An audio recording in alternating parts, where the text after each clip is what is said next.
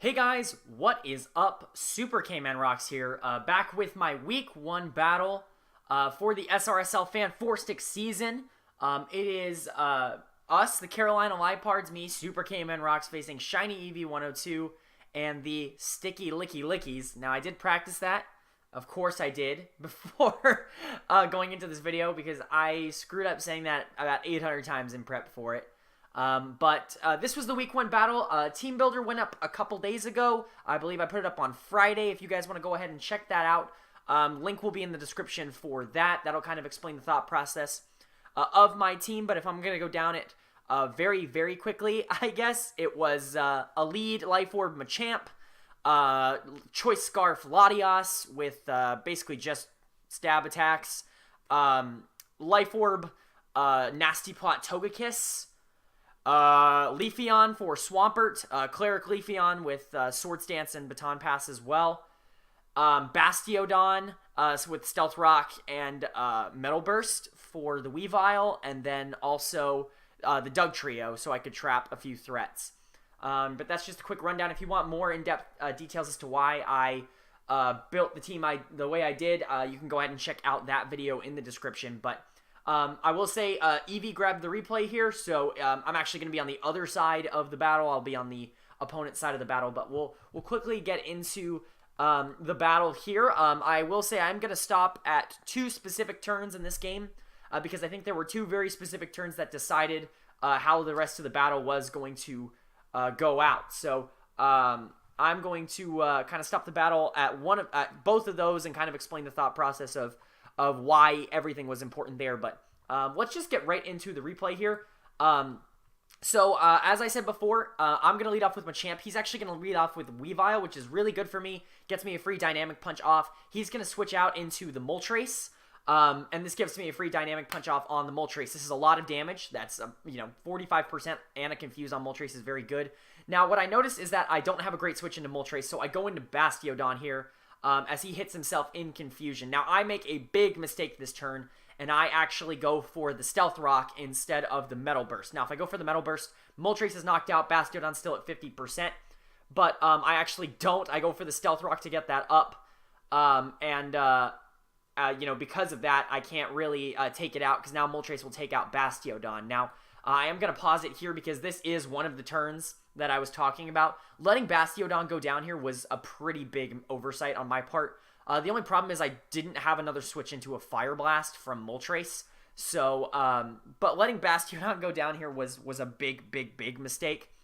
Mostly because this is a great switch into Weavile. Of course, I do have the Fighting Resist berry for Weavile, so that if he did have the low kick, I could take the low kick at about 60% and then hit back and kill 100% of the time with a Metal Burst. So this was actually a really big mistake, letting Bastiodon go down, because now I didn't really have a good switch into not only Weavile, but you'll see later in the game the Choice Scarf Heracross, once he's locked into Stone Edge as well, becomes kind of an issue as well. So, yep, Bastiodon goes down there on turn 5, kill to Moltres. I send out Doug Trio to threaten with the Stone Edge, so he's going to go out into the Swampert to take it, which is, fair enough. I miss. Not really too big of a deal. It's not like it would have done a lot of damage anyways.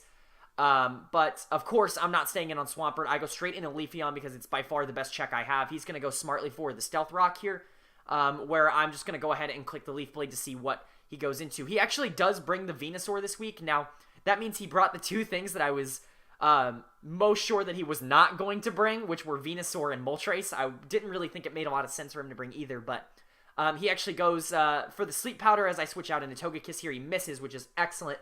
Means Togekiss gets a free Nasty Plot off on the switch into Moltres. But because Moltres dies to Rocks, it does mean that he can pretty freely go into Weavile here. And because I'm pretty sure an Ice Shard kills at this HP, I am forced to switch out into Machamp. Now, what he reveals here by going for the Ice Punch is that he is Choice Band Adamant Max Attack Weavile, because he does so much damage to Machamp.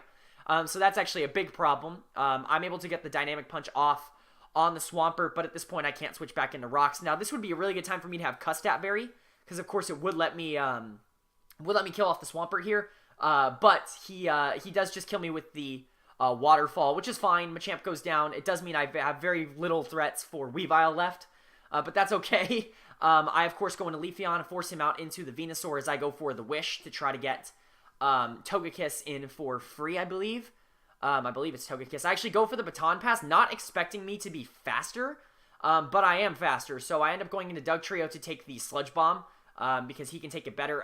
And unfortunately, he does get poisoned. And that's going to come into effect a little bit later, but we'll get to that when we can. So I'm going to go right back out into Leafeon because I know I can take the Sludge Bomb extremely well, but he actually goes for the Leaf Storm. So now I know I can beat this Venusaur. I can pretty safely go for the Wish here. Because, of course, at minus special attack, there's nothing he's going to be able to do to me. He goes for the Sludge Bomb, and he actually gets the poison on this one, too. So, very, very unfortunate. He's 2 for 2 with poisons on the 30% Sludge Bomb. So, that's really unfortunate, but I'm going to switch out into Togekiss because this is basically a free switch into Togekiss as he actually goes into Heracross. So, this is a very good situation for me, or at least I think. I have a feeling he's probably Choice Scarfed, but I know Stone Edge doesn't kill. But unfortunately, he does land the critical hit there, and that's the other kind of big problem for this team is that crit actually, I don't want to say completely changed the game, but Togekiss definitely lives. I did the calcs. Togekiss definitely lives a Stone Edge from Choice Scarfed Heracross, even if he's Adamant Max Attack. And so that was actually a very big issue because, of course, I kill him with an Air Slash if I hit it. And then Heracross being gone actually means that Latias has, which you'll see in the back, has a much better time sweeping. Latias actually, I have it EV'd. He is, it's Choice Scarf, Modest, Max Special Attack. So it is able to kill Weavile with the Draco Meteor. And so as long as I'm able to get in Latias at the same time as Weavile, I can live an Ice Shard and kill with the Draco Meteor. So this Stone Edge was actually quite unfortunate. And I don't, obviously I don't like to attribute critical hits to, winning or losing the game because, obviously this game could have gone either way even after it, but, this crit actually basically sealed, the game for him because I really didn't have any way of taking out Heracross while still having Latias at high health. So, Togekiss goes down there. I have to basically send in, Dugtrio here, because it's the only thing left that can 1v1 the Heracross.